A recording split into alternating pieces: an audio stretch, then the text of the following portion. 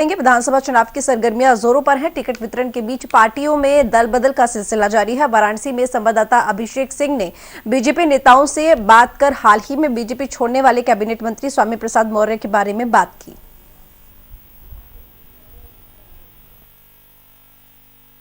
उत्तर प्रदेश में चुनावी बिगुल बजने के बाद एक एक करके जो विधायक हो चाहे मंत्री हो उनका इस्तीफे का दौर भी शुरू हो चुका है। इसी को लेकर बीजेपी में बीते दिनों स्वामी प्रसाद मौर्य के इस्तीफे के बाद एक एक करके विधायक भी, और आज खुद रिसेंट की बात है कि एक राज्य मंत्री समेत 2 विधायकों ने इस्तीफा दे दिया है। और जिसका प्रभाव बीजेपी पर पड़ेगा या नहीं पड़ेगा, चूंकि पूनम मौर्य समाज से आती है और पूर्वांचल में एक बड़ा चेहरा है। मैडम, स्वामी प्रसाद मौर्य भी कुशीनगर से विधायक थे और मंत्री होने के बाद पूर्वांचल में एक बड़ा चेहरे थे, जिसके बाद वो बीजेपी को छोड़ चुके। अब आप सारा दामोदर पूरा पूर्वांचल में आपके ऊपर दिखाई दे रहा है। क्या रणनीति होगी? क्या बीजेपी के साथ लोग जुड़ेंगे या हटेंगे बीजेपी से? जी, ऐसा कुछ नहीं है। बीजेपी के साथ तो सारे लोग हैं और स्वामी प्रसाद मौर्य जी के सपा में चले जाने से बीजेपी को कोई फर्क नहीं पड़ेगा।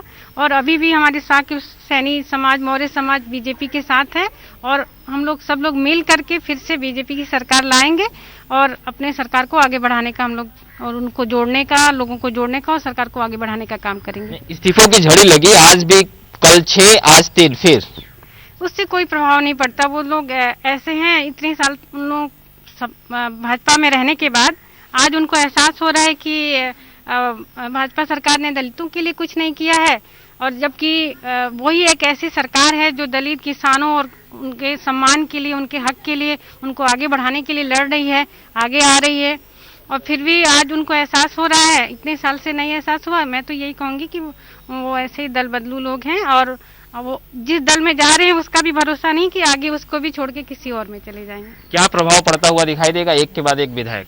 कोई दिक्कत नहीं है। देखिए, ये आपने जो कैडर बेस अपने भारतीय जनता पार्टी के मंत्री, विधान परिषद से विधायक सब लोग हैं।